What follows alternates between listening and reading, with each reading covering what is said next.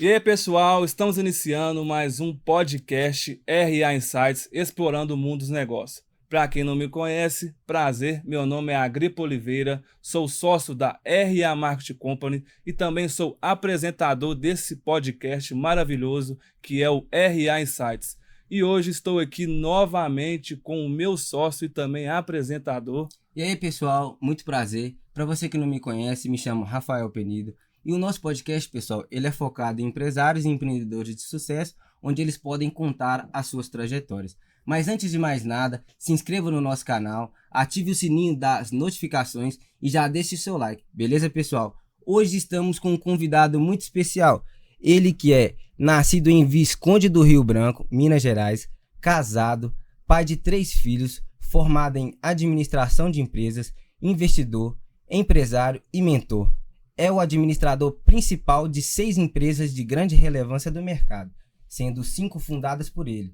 Ele que é sócio proprietário da MGS Tecnologia, MGS Incorporadora, Bela Vista Fenos, Profitecnic MGS, MGS Loteamentos e o Método Acelera, um projeto voltado para a aceleração profissional de jovens e adultos. Além disso, também atua como sócio e investidor em outros 9 negócios de diferentes setores, entre eles BH Mall, Hilton Garden, Jan LTDA, ADM Empreendimentos, MGS Business, BBQX, Ibis Style, entre outros. Além disso, recentemente assumiu um novo desafio em sua trajetória profissional. Tornou-se prefeito da cidade de Pedro Leopoldo, sendo eleito com mais de 25 mil votos, mostrando que a sua liderança vai muito além do mundo corporativo. Seja muito bem-vindo, meu amigo Emiliano Braga. Muito obrigado, Rafael. Muito obrigado, Agripa. Oportunidade de estar aqui com vocês. Vamos ter aqui um tempo de qualidade. Para quem não me conhece, está assistindo agora o podcast, eu sou o Emiliano Braga, sou empresário aqui na cidade de Pedro Leopoldo. Sou casado com a Jordana, tenho 3 filhos, o Cauã, o Noah e o Luca. Vivo a minha vida pelo cumprimento de princípios e a busca de propósito. E estou prefeito de Pedro Leopoldo entre os anos de 2025 e 2028. Maravilha. Isso aí. Nós agradecemos por você ter tirado um tempo. A gente sabe que a vida de prefeito e a vida de empresário, isso conciliado não é fácil. E muito obrigado por você ter tirado um tempo para vir contar a sua trajetória empresarial para os nossos telespectadores. Um prazer estar aqui com vocês. Maravilha. Emiliano, para iniciar o nosso podcast, eu gostaria de saber quem foi o Emiliano antes de empreender?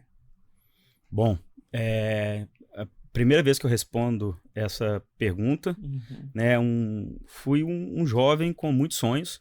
Eu acredito que exercer o empreendedorismo, entregar soluções, foi a realização de tudo aquilo que eu sonhava, né? Eu que me divirto, a verdade é essa, eu me divirto empreendendo, não encaro o empreendedorismo como um trabalho, como um desafio, seja em qual área for. Eu sempre considerei, né, que empreender é gerar soluções, e eu tenho prazer em gerar solução, tenho prazer em servir, seja no mundo corporativo, seja no mundo privado. E eu entendi rapidamente, né, que aquele período, enquanto eu não empreendi, eu comecei muito cedo, tive experiências dentro do mundo corporativo desde muito cedo, tive a oportunidade de trabalhar numa empresa familiar, tive a oportunidade de montar negócio desde muito cedo, mas eu me recordo que antes de começar a empreender, eu era um jovem que sonhava em entregar, sonhava em criar soluções, observava muito o mundo.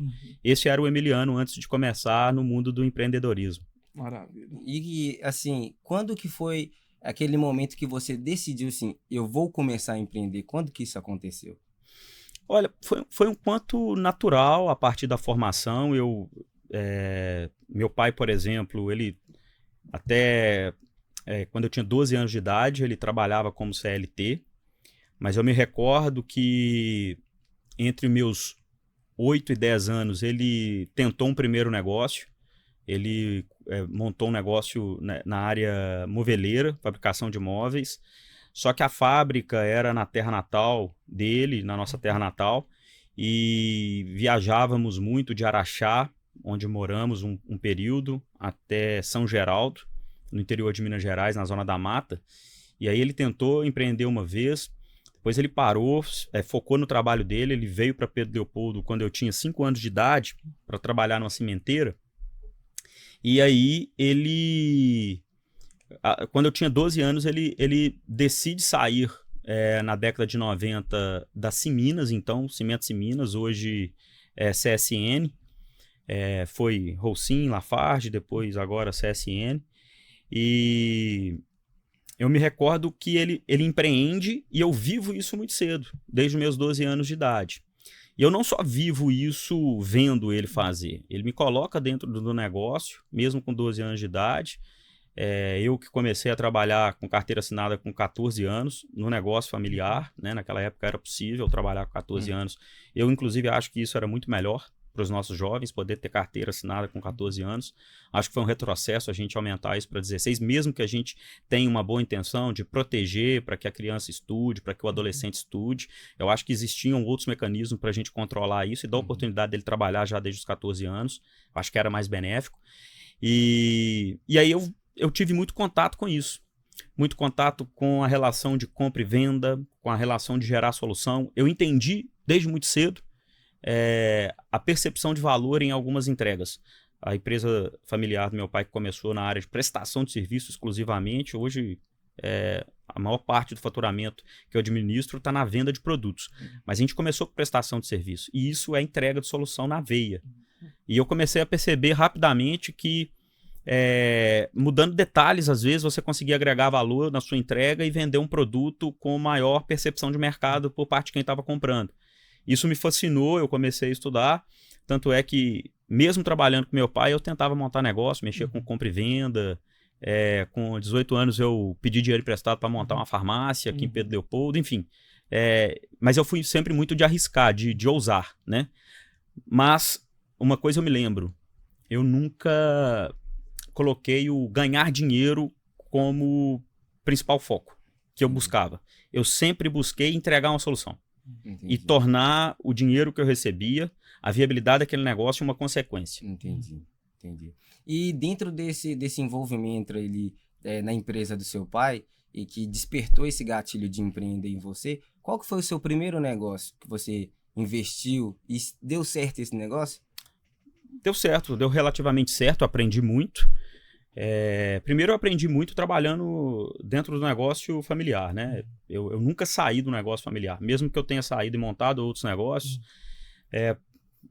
Por exemplo, no ramo farmacêutico, no ramo de estética. Depois eu chamei o meu pai e nós montamos negócio na área de empreendimentos imobiliários, construímos uma incorporadora imobiliária que compra porções de terra, faz o desmembramento, faz loteamento, faz, né, venda de terra fracionada. Isso no interior de Minas Gerais, na região da Zona da Mata. Eu sempre estive em contato com a empresa familiar. Então ela sempre foi um laboratório para mim. Ela sempre foi também um local de aprendizado, de entender principalmente a relação humana. Eu digo para todo mundo que você tem que ser um especialista em pessoas para conseguir ser um bom empreendedor. Você precisa entender de gente. Verdade. Porque você não consome o produto que você produz. É o outro que consome o produto. Você faz o produto para o outro. Verdade. É igual na política. Você faz a política para o outro. Então, não adianta você querer se comprar ou fazer um produto para você mesmo. Você tem que fazer para o outro. E esse exercício que eu sempre pratiquei, para mim, foi fundamental para que hoje eu tenha relação com muitos CNPJs e que todos esses CNPJs sejam lucrativos. Entendi. E no meio desse empreendedorismo, você teve medo de empreender? A gente tem que ser honesto, né? Não, eu nunca tive. Eu sempre fui guiado pelo desafio, pela vontade de servir, pela vontade de gerar solução. Não flerta com a irresponsabilidade, porque todos os riscos que eu corri foram extremamente calculados. Eu sempre dava um passo que eu sabia que eu podia dar, né, e que eu sabia que eu também podia retornar e para onde eu podia retornar. Já ousei em algumas estratégias, em algumas campanhas, em lançamentos de produto. Me recordo que em 2009 nós fizemos uma grande transformação na empresa familiar. Ela já estava com 14 anos de vida e nós fizemos uma grande transição. nós definimos que iríamos caminhar para ser uma empresa mais de produto e venda de solução do que uma empresa de serviço.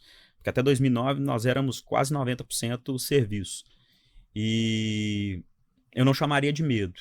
Eu fiz um cálculo, sabia onde eu queria chegar, mas eu sempre fui de ousar muito, sabe? Assim, de colocar uma coisa na cabeça e ser obstinado por aquilo e buscar aquilo como plano para se ter sucesso. E não desistir também na primeira turbulência, não.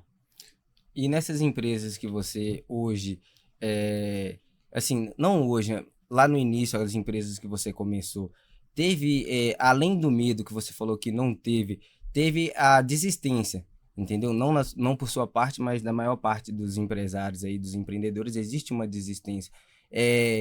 Passou algum parente, algum familiar que teve essa ideia que, assim, passada para você desistir? Algum conselho negativo, não vai dar certo, não é o momento, você não trabalha nessa área? Teve algum? Isso tem todas, né? Todos os negócios que eu montei, do mesmo jeito que a gente recebeu incentivos, alguém falou, isso não vai dar certo. Ou isso vai dar errado, isso não tem jeito de acontecer. Só que quem é empreendedor e está me escutando sabe qual que é o nosso combustível. Falou que não vai dar certo comigo, é ligar o turbo. Verdade. Então eu vou trabalhar 2 vezes mais, 3 vezes mais, 4 vezes mais, até para provar que aquilo que eu acredito dá certo, aquilo que eu criei como conceito dá certo. Porque na verdade tudo pode dar certo e pode dar errado. Os detalhes é que vão importar, o quanto de energia que você coloca, a persistência, a constância. Eu digo isso para todo mundo, constância, persistência e trabalho é uma fórmula invencível, né? É impressionante. E a pessoa tem que ter fé, existe uma porção de religiosidade nisso também. Eu hoje sou mais espirituoso do que religioso, mas eu acredito muito nisso. Constância, persistência, trabalho, fé. Quando recebo comentários como esse, eu jogo como se fosse combustível no incinerador para queimar e dar mais lenha ainda na fogueira. Tá certo. Que o foco do empreendedorismo, o empreendedor, ele tem que ter disciplina. Exatamente. Disciplina. Ele não pode ser motivado, né? Porque motivação, você acorda com ela hoje, amanhã, se você não acordar com ela, você não faz. Então, o empreendedor, ele precisa ser disciplinado. E entrando nesse assunto de disciplina, no começo, qual que foi a maior loucura para que o seu primeiro negócio desse certo? Que você falou ali, eu preciso fazer isso, muitas pessoas viam como loucura, mas para você era o necessário a ser feito. Os detalhes importam muito em negócio, né? E normalmente quando a gente está pensando no negócio, nós estamos enxergando algo que alguém ainda não enxergou. Então, eu sempre procurei... Eu não tenho medo de concorrência, eu tenho negócios que a gente tem concorrente, mas eu sempre procurei também oceano azul, sabe?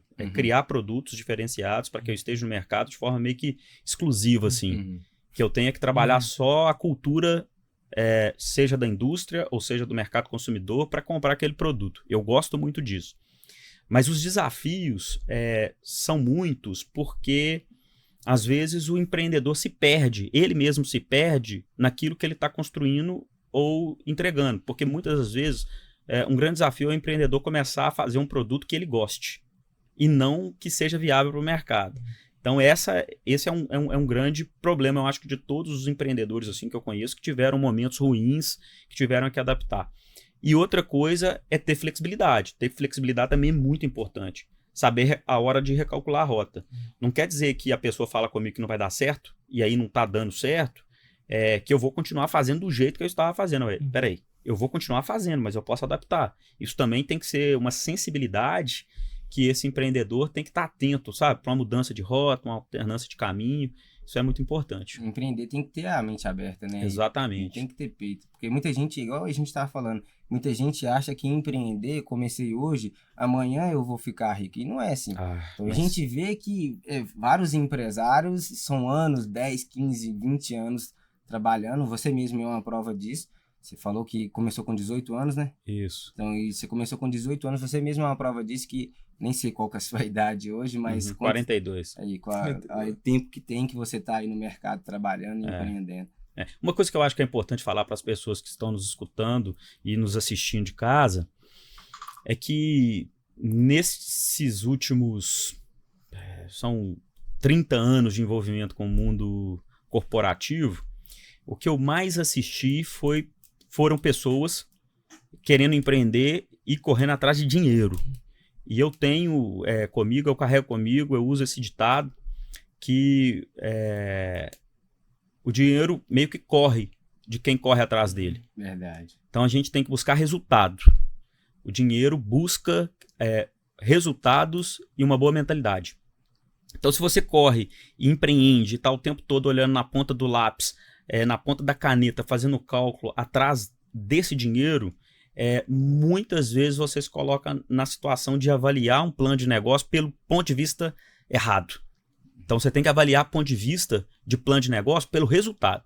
Pensa no resultado, pensa na entrega, pensa na mentalidade que você quer embarcar naquele plano de negócio, você vai como consequência ter dinheiro, porque o dinheiro corre de quem corre atrás dele. E ele vai atrás de quem tem boa mentalidade. É o que eu acredito, assim, para qualquer geração de negócio ou plano de negócio. Isso aqui não é um podcast mais, isso aqui virou uma aula. Você acompanha, gente, não perde não. Virou uma aula. E o que separa quem sonha em empreender de quem realmente consegue ter sucesso? A gente passou por isso. Ação, que é o trabalho, constância, persistência. Entendi. As palavras-chave. É o que precisamos, né? Verdade. E, tipo assim, na sua opinião, qual é a maior mentira que as pessoas contam sobre o empreendedorismo, sobre empreender? Olha, eu nunca respondi essa pergunta, mas existem muitas mentiras que contam para o empreendedor, né?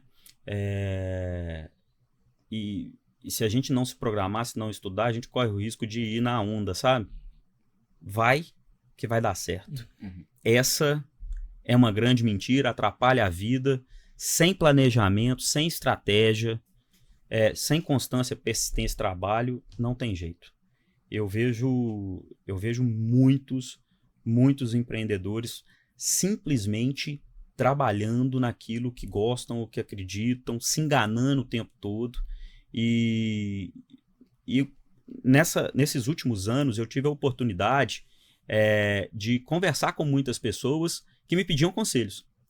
O grande problema que eu vi em várias pessoas que me pediam conselhos, que estavam às vezes numa situação de não ter um bom resultado em seus negócios, era justamente aquelas pessoas que estavam fazendo somente o que queriam. É uma mentira que eles contavam para si mesmos, né? Ao invés de fazer aquilo que tinha que ser feito, estavam fazendo aquilo que gostavam. Isso é um ponto de observação. Esse vai que vai dar certo é uma grande mentira. E tem uma outra coisa que eu também acho muito ruim. Escuto de algumas pessoas às vezes, empreender é coisa para rico. Não acredito nisso. Lógico, né? Se você tiver um capital para investir no negócio, ele já sai com um cavalo de arrancada. Mas se você não tiver o capital, basta você ter uma ideia apaixonante que você consegue alguém para investir no seu negócio. O segredo de tudo é o empreendedor dar o primeiro passo. Exato. Tem em sua mente que vai dar certo, né? É o primeiro passo, cara, porque para você alavancar não tem jeito. Muitas pessoas vão te pôr medo. Uhum. Ao contrário de você, eu tive medo de empreender. Tive medo porque eu era CLT, tinha um salário bom, entendeu? Vi que eu ia ter que largar a mão de várias coisas, que é a segurança, que é eu chegar sexta-feira, eu poder ir para minha casa tranquilo e não preocupar no que eu vou no outro dia, né? Porque o empreendedor, ele faz o seu dinheiro todos os dias. Então, tipo assim, eu pus na minha mente o quê? Eu dar o primeiro passo, que eu sou cristão também, né? Eu dar o primeiro passo, que Deus ia me encaminhar o restante. Dito e feito, dei o primeiro passo, quebrei todas as objeções que tinham na minha vida, que me atrapalhavam. Na época que eu saí do CLT, eu ia ser promovido, então eu ia ter um aumento ainda, entendeu? Só que eu pus na minha cabeça que o medo eu tinha, Só que eu pus na cabeça o quê? Se eu continuar com medo, daqui 20 anos, 30 anos, eu vou bater o arrependimento. Por que que eu Isso não aí. tentei? Verdade. Foi onde que eu dei o primeiro passo e fui com medo mesmo. Tem uma frase que fala, se você não está disposto a sentir a dor da disciplina, mais cedo ou mais tarde você vai sentir a dor do arrependimento. E é uma dor muito mais dolorosa do que o da disciplina, porque o arrependimento por que que eu não fiz isso, eu poderia ter tentado, é sempre lamentação. Exatamente. É sempre lamentação. E pegando esse gatilho, qual foi o erro mais caro que você cometeu como empresário? Caro em termos financeiros, porque para o empresário a gente pode considerar que energia e tempo é tão valioso quanto dinheiro, né? Mas no seu ponto de vista, tanto financeiro ou sentimental, estrutural? Em alguns momentos não acreditar na minha intuição. Eu acho que empreendedor tem que seguir a sua intuição. Verdade. Existe muito disso, o cheiro do negócio, o timing para o negócio, e às vezes não seguir a sua intuição, no meu caso, me levou para situações que eu tive que pagar muito caro para corrigir um caminho que estava meio errado. Uma dupla aposta em alguma coisa que nem eu mesmo acreditava. Entendi. Porque quando o empreendedor ele segue a intuição dele, ele coloca o negócio, a entrega do serviço, da solução acima das vontades pessoais, eu acho que normalmente a gente tende para bons resultados. Então, todas as vezes que eu evitei a minha intuição, eu tive que pagar caro. Não foi uma vez só, não. Não foi uma vez só, não. Entendi. Seja uma relação com sócio, hoje eu tenho excelentes relações com os meus sócios, eu aprendi a trabalhar em sociedade, né? Existe uma empresa que eu tenho, que ela é de participações, ela está envolvida em outros 9 negócios, então tem que se fazer uma digestão muito grande, às vezes, de ver um outro administrador tomando uma certa decisão que você não tomaria, mas entendendo que é ele que está ali para fazer aquilo. Né? Eu sou administrador principal de 6 empresas, nas outras eu só participo. Então eu tenho que assistir muitas pessoas também tomando decisões. Entendeu? E aí eu já aprendi essa reflexão e às vezes dobrar a aposta em um sistema que não está dando certo e tudo me custou caro algumas vezes e eu tive que depois fazer a reflexão, não seguir a intuição e acabei me prejudicando. Maravilha. A intuição do empresário e do empreendedor, ela vale muito, né? Porque o empresário é ele que tá ali tentando entender, correndo atrás. Muitas das vezes, quando ele é dono do negócio, é ele que tá ali dando suor, entendeu? Porque é igual ele falou, muito fácil hoje em dia, muito fácil entre aspas, né? Mas hoje, ser CLT, você vai, cumpre sua carga horária e tudo mais. Vai para sua casa, dorme e volta no outro dia, né? Exato. O empresário, depois que ele foi para casa, ele continua pensando, ele continua querendo resolver aquele problema, aquela situação, porque o CLT, o colaborador, ele tá para resolver aquela situação que foi imposta para ele naquele momento, naquele dia. Mas o empresário, ele tá a par de todas as situações. Eu acho que quem está nos assistindo queria casos concretos, né? Então, eu pensei em um aqui, porque as perguntas que vocês estão fazendo são muito originais. Um erro que eu cometi muito grande nessa caminhada nos últimos 30 anos com envolvimento em negócios, mais nos últimos 25, sendo dono de negócio mesmo, ter um negócio que subsidiava outro. Isso nunca vale a pena. Eu que estou envolvido com mais CNPJs, ter um CNPJ que eu falava assim, não, eu vou esperar aqui porque ele acaba servindo de suporte para um outro CNPJ. Eu acho que CNPJs são individuais, todos têm que ser lucrativos. Hoje eu só aceito lidar com CNPJs que dão lucro, que geram dividendo. Acho que um empreendedor não pode aceitar na rede de cadeia dele, na carteira de negócio, de investimento, por exemplo, negócio que dá prejuízo. Um subsidia o outro, é momentâneo, não. Lógico, 3 meses, 4, passou por um momento ruim, um problema gerado por uma política externa ou por um problema comercial, geopolítico, enfim, tudo bem, mas se aquilo for uma situação que for perene, não aceite na sua carteira de investimento negócios que não dão lucro. E se hoje você fosse começar do zero, qual seria o seu primeiro passo? Bom, está muito conectado com todas as notícias, porque eu me conecto diariamente com as notícias do mundo, com as tendências do mundo, para entender qual tipo de segmento pode estar funcionando bem, pode funcionar melhor.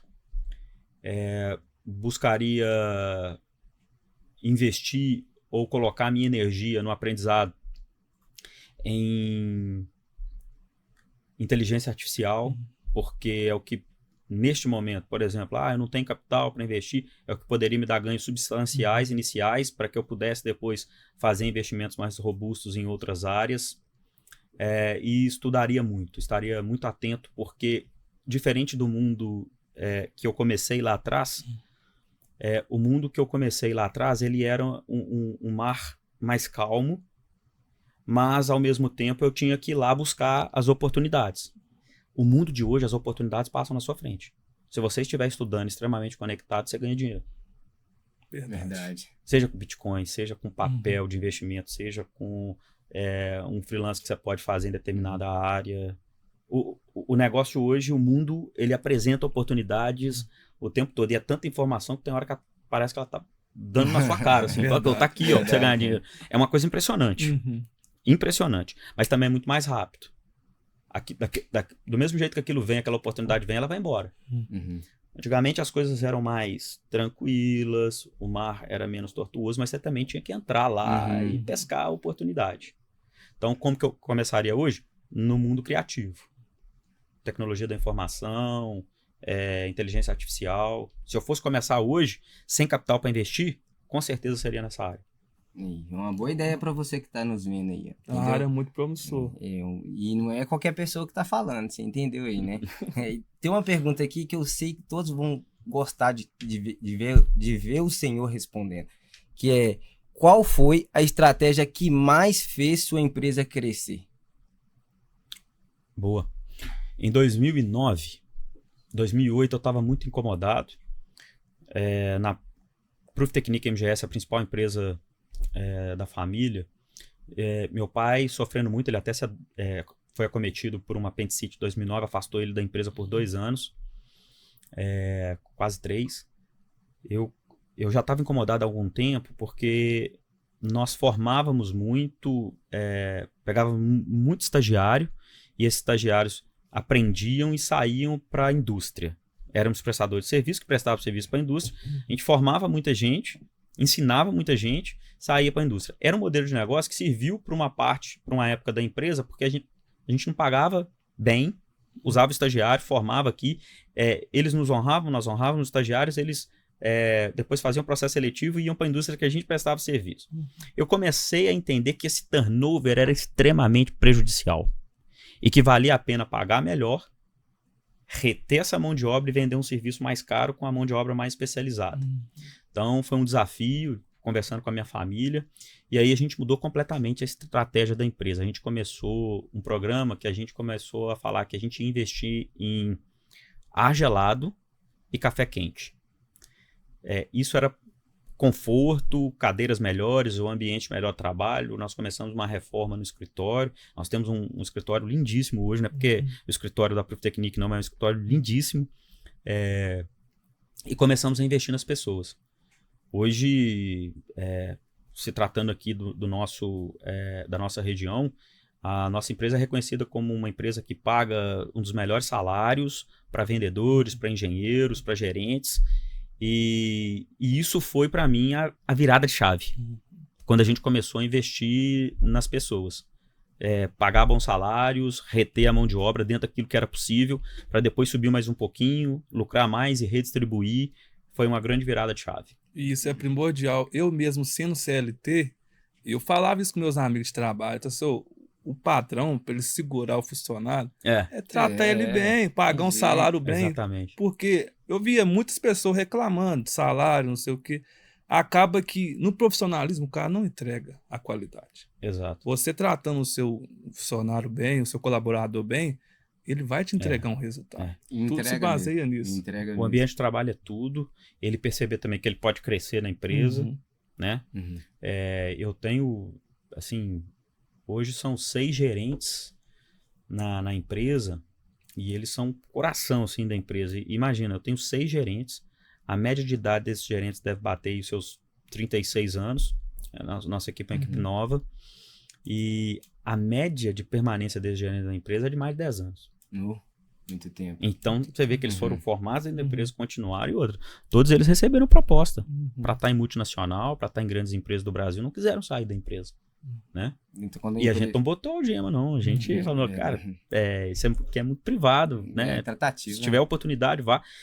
Mas eles continuam acreditando na empresa. E enquanto continuam acreditando na empresa, é um bom sinal. Nós chegamos numa época que o turnover estava extremamente alto no Brasil. 2018, 2019, 2020, até um pouco antes da pandemia. Nós ficamos 3 anos sem perder um funcionário para o mercado, com um grupo de 30, 40 pessoas na empresa. Isso é loucura. Nesse nível de técnicos, engenheiros, isso é loucura. Não perdemos. Verdade. E o bom é que vocês decidiram investir, igual você falou, decidiram investir em pessoas. Exatamente. Porque a capacitação, ela é, tipo assim, faz parte do colaborador querer também. Porque não adianta o empresário querer capacitar aquele colaborador se o colaborador não tem interesse em ser capacitado. Entendeu? Então, quando a gente encontra um colaborador que está disposto a correr com a empresa, a crescer com a empresa, é muito bom fazer isso que o senhor fez mesmo. Exatamente. Entendeu? Investir, capacitar e reter esse talento, esse trabalho dentro da empresa. Ótimo. E nessa trajetória sua, muitos feedback a gente ganha, né? Para desanimar, para tirar você do foco. Mas qual foi um conselho que você pegou e aplicou na sua empresa? Eu tive uma oportunidade a partir de 2016 de me relacionar muito com alemães. Né? Nós participamos de um processo de fusão de empresas. Até 2016 nós éramos representantes de uma empresa alemã no Brasil. Em 2016 para 2017 eles compram a parte da empresa e nós fizemos uma fusão. E nesse processo de fusão é natural, eu passei a receber uma orientação também, lógico, de colocar em prática o que eles queriam, porque senão eles não tinham comprado a empresa, eles queriam a empresa também que ela se mantesse aqui no Brasil. Mas eu pude ter muita troca corporativa com os alemães. E para mim essa não foi um único conselho, foi essa convivência, tendo essa experiência de, primeiro, valorização do seu colaborador, do seu time, sabe? Que ficou mais evidente ainda. E uma outra, que é a questão da qualidade, entregar com qualidade. Isso foi fundamental, porque aquilo que eu aprendi serviu para o mundo que a gente tem hoje. O mundo que a gente tem hoje é um mundo da gourmetização. Quanto mais qualidade você tem num produto, mais valor agregado você coloca nele, e outra, é o que vende primeiro. Carro. Se você tiver um produto hoje, por exemplo, um determinado carro, antigamente, 20 anos atrás, você tinha o carro 1.0, 1.5 e 2.0. Vendia-se 80% de 1.0. Basicão, pé duro, sem vidro elétrico, sem ar-condicionado.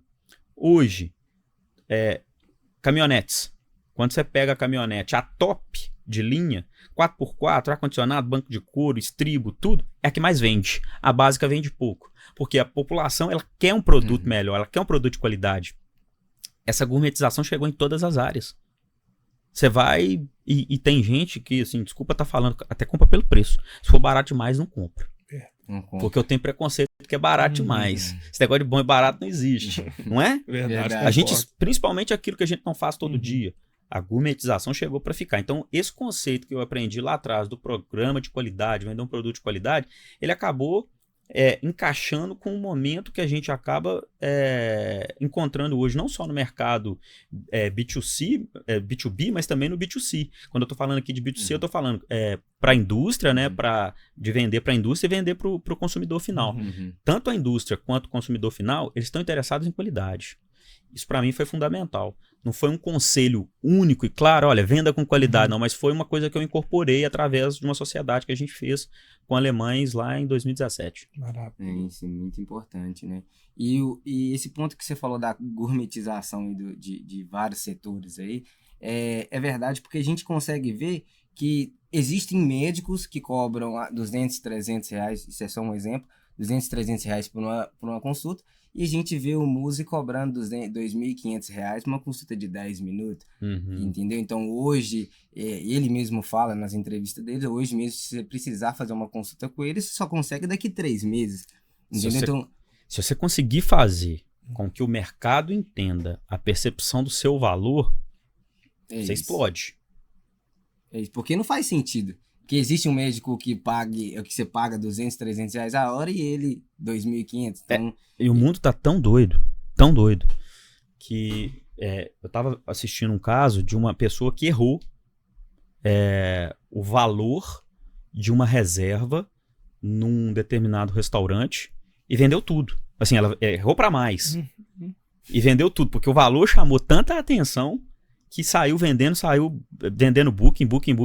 Quer dizer, as pessoas hoje estão com a percepção de valor daquilo que a gente não conhece, está muito pelo preço que você pratica. Então você não pode errar preço.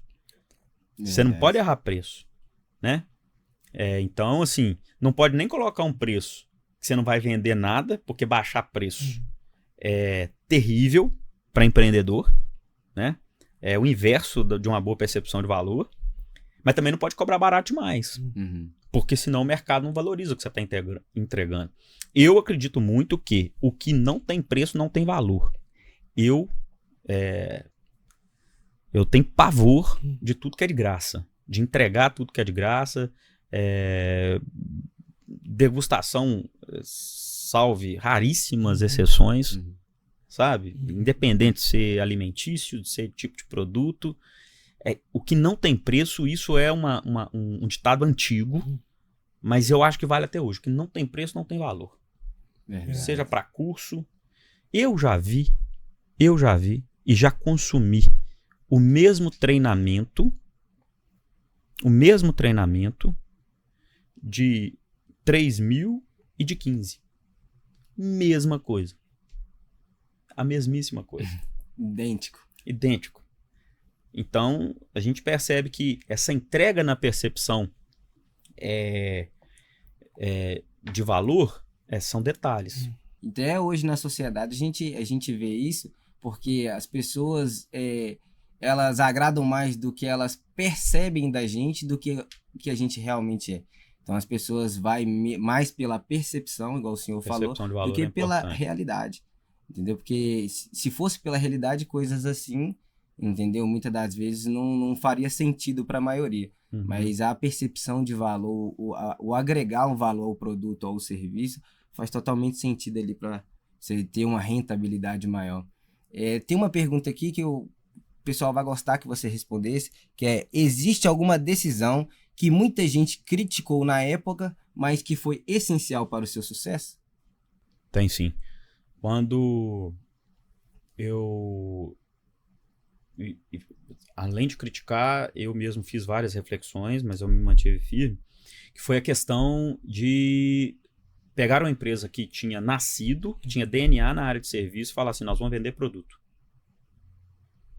Porque o serviço eu não consigo estocar e verticalizar. O produto, eu boto no meu estoque, eu vendo. Então, por exemplo, eu não consigo ter estoque de hora homem. Então eu mexo com um serviço especializado hoje, que é análise de vibração, alinhamento a laser, trigonometria.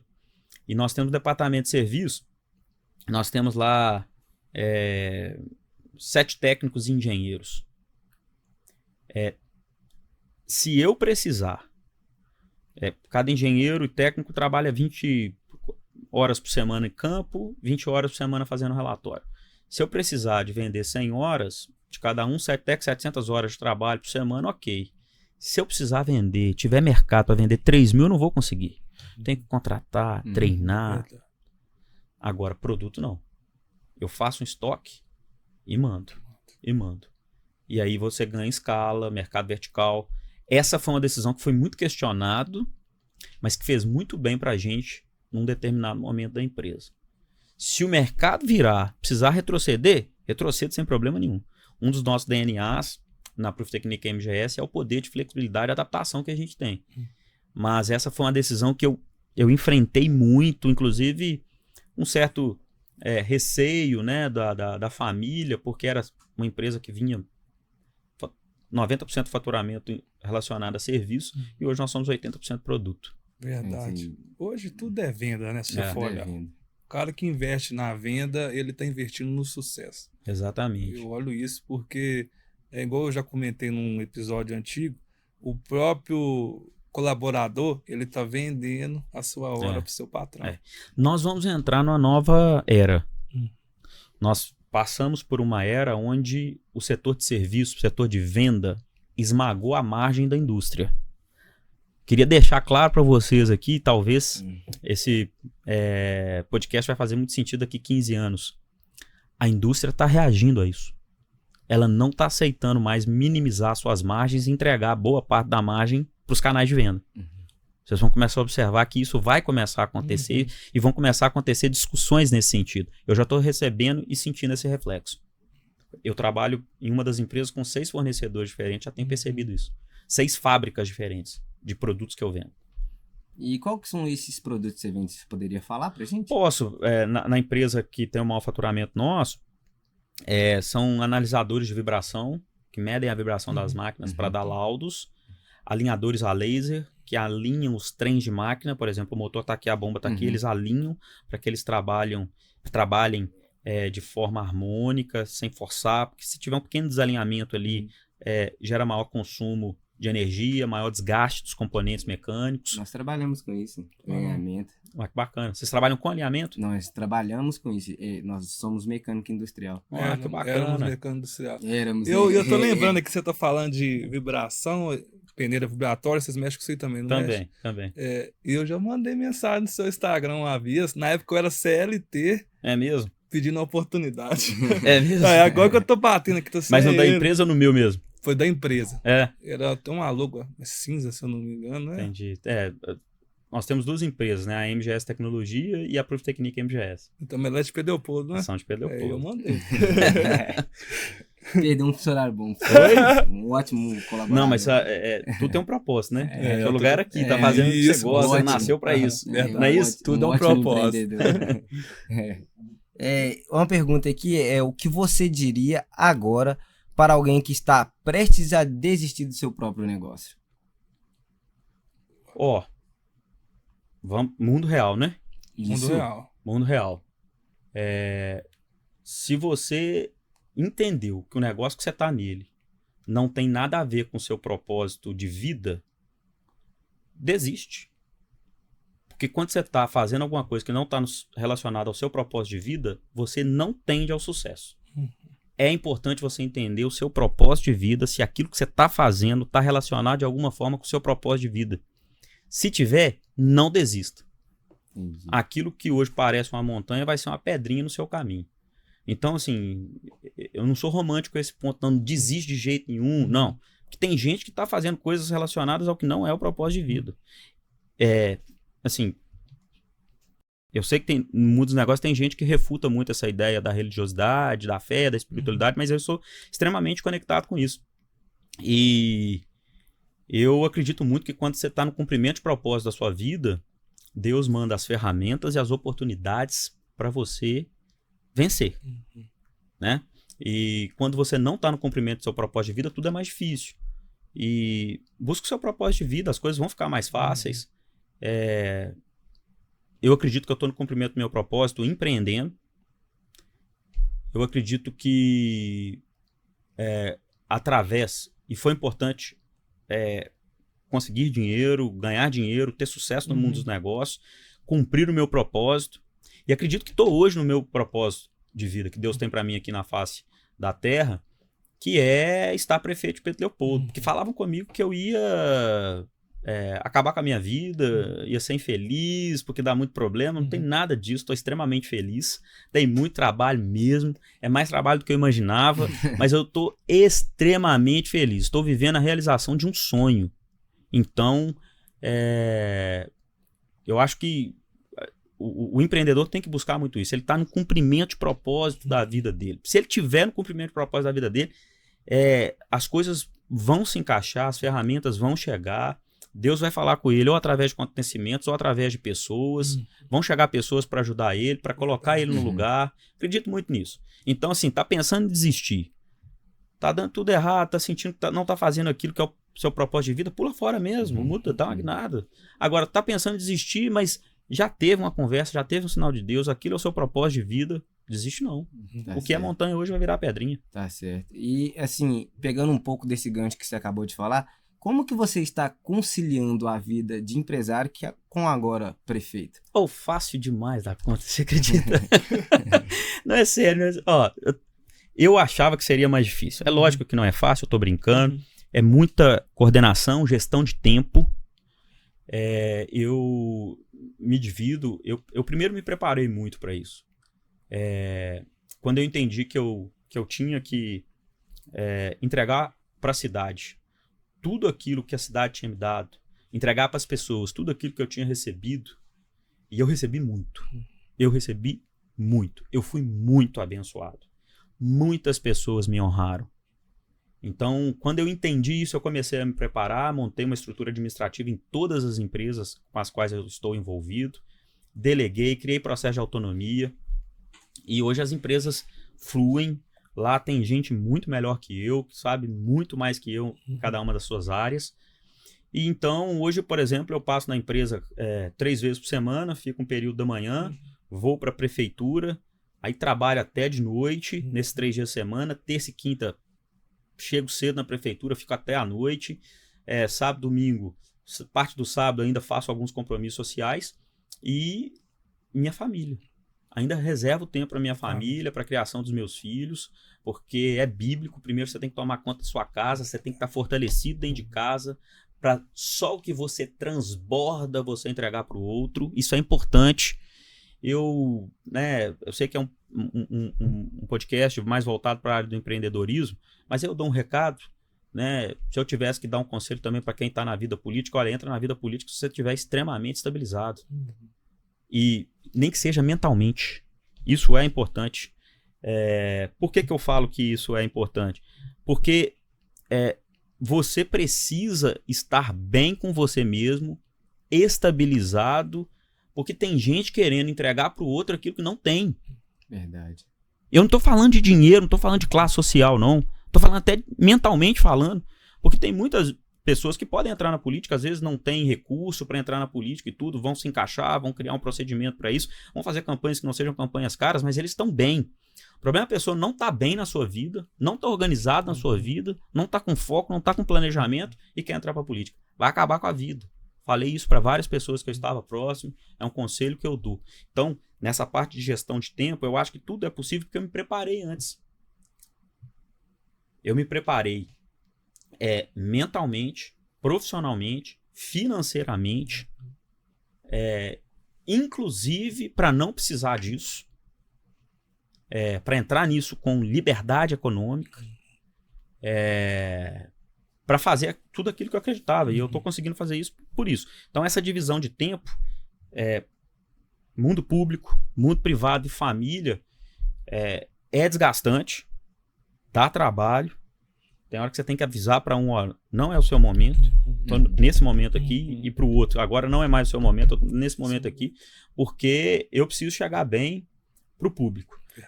Para estar bem com o público, eu tenho que estar bem comigo mesmo, com a minha família, continuo à noite. Pra você ter ideia, tem um compromisso com a minha esposa, ela está fazendo um curso fora da cidade, eu faço questão de levá-la e buscá-la, porque eu não quero ela na estrada sozinha à noite. Porque é minha função fazer isso. Porque é isso que eu quero que os meus filhos vejam. Eu tô tomando conta, tô ajudando a cuidar de uma cidade de 70 mil habitantes. Mas tô cuidando da minha empresa, tô cuidando da minha família, tô cuidando deles. É importante que eles vejam isso. Se eu não tiver sucesso nisso, não importa o que eu fizer para a cidade, eu não vou estar realizado. Né? Verdade. Então eu acho esse equilíbrio muito importante. Não só público e privado. Público, privado, familiar. Falou tudo. E para você que tava com dúvida, o horário do prefeito, como que é, e ó, acabou de explicar. Voltando aqui, te fazer outra pergunta. Se pudesse dar apenas uma dica para quem quer chegar longe no empreendedorismo, qual seria? focar na geração de solução. Empreender é gerar solução para alguém. Quanto mais valor essa solução tiver, mais você vai ter resultado. E aí, consequentemente, mais você vai ganhar dinheiro. Entregar soluções. E qual o legado que você quer deixar para as pessoas no seu ramo de empreendedor e agora de prefeito? Bom, do ponto de vista do empreendedorismo, do mundo corporativo, eu quero e busco deixar uma mensagem que existe como você ter sucesso, como consequência, fazer boas entregas e ganhar dinheiro e ter paz. E isso porque eu tenho muitos amigos com muito dinheiro, não só depois da política, mas eu sempre tive muito acesso dentro do mundo dos negócios, né? Tenho muitos amigos, muita gente ganha muito dinheiro. Uma coisa que sempre me chamou muita atenção é que a grande parte dos meus amigos que estavam muito bem financeiramente estavam muito mal mentalmente. Então eu sempre busquei orientá-los, dizer, olha, existe como ganhar dinheiro e ser feliz ao mesmo tempo. Porque as duas coisas, dentro de uma camada da sociedade que está ganhando muito dinheiro, parece impossível. Não é. Não é. Depende muito do cumprimento de princípios. E isso no mundo privado. No mundo político a mesma coisa. Tem jeito de estar na política e ter paz e deixar legados. E a última pergunta aqui que eu tenho para você, que é: qual frase resume a sua trajetória e que todo empreendedor deveria ouvir pelo menos uma vez na vida? A mentalidade que você tem define onde você irá chegar. Treine a sua mentalidade. A mentalidade igual tem vários amigos e colegas nossos que falam em empreender, mas tem a mentalidade, antes de começar, tem a mentalidade de não vai dar certo, não vou conseguir, entendeu? Isso é o medo que a gente tem mesmo, a maior parte dos empreendedores tem, isso é um medo que a gente tem. Só que eu acredito que o pensamento positivo e acreditar naquilo que você vai fazer é o estopim inicial. Exatamente. Entendeu? Porque se você não acreditar, não adianta. Ninguém de mentalidade ruim vai gerar e criar um bom negócio. Verdade. Ninguém. E a gente tem que hoje buscar a todo tempo estar treinando a mentalidade das pessoas que estão ao nosso redor. É isso aí. Porque impacta, tá? Uhum. Se andar com gente de mentalidade ruim, você vai ficar com mentalidade ruim também. certeza. Nós somos o produto das 6 pessoas com quem a gente mais convive. Exatamente. Não adianta. A gente fala isso direto. Não adianta. Não adianta. Sabe? A pessoa começa com uns assuntos muito errados comigo. Eu falei, ih, fulano, vamos mudar. Com Mas certeza. por quê? Porque eu gosto de você. Quero continuar andando com você, mas pelo amor de Deus, Falou vamos começar a pensar de uma forma diferente. Vamos pensar... E não tem nada a ver com elitismo, não. Tem nada a ver com elitismo. Tô falando de boa mentalidade. Né? E ser disciplinado. E ser humilde. Humildade não é andar de jeito simples. E falar de jeito simples. Humildade é escutar as pessoas. Quem não tem mentalidade não escuta as pessoas. Verdade. Então, assim... A mentalidade que você tem define onde você irá chegar. Treina primeiro a sua mentalidade. Você vai estar pronto para ser próspero, ter sucesso. E prosperidade é ter sucesso e ambiente de paz. É isso aí. Emiliano, eu gostaria muito de te agradecer o tempo que você tirou. A gente sabe que é corrido a sua vida. Muito obrigado pelo tempo que você tirou para vir contar a história, a sua trajetória para os nossos telespectadores, para os nossos seguidores. Muito obrigado mesmo por você ter feito isso. E estamos às ordens, à disposição. O nosso espaço está sempre à disposição para o senhor. Sempre que o senhor desejar, estamos às ordens. E seja muito bem-vindo. Muito obrigado mesmo. Obrigado a vocês. Eu estou investindo um tempo aqui. Tenho certeza disso. É isso aí. É isso aí, pessoal. Esse foi o RA Insights, explorando o mundo dos negócios. Muito obrigado para você que chegou até aqui e valeu!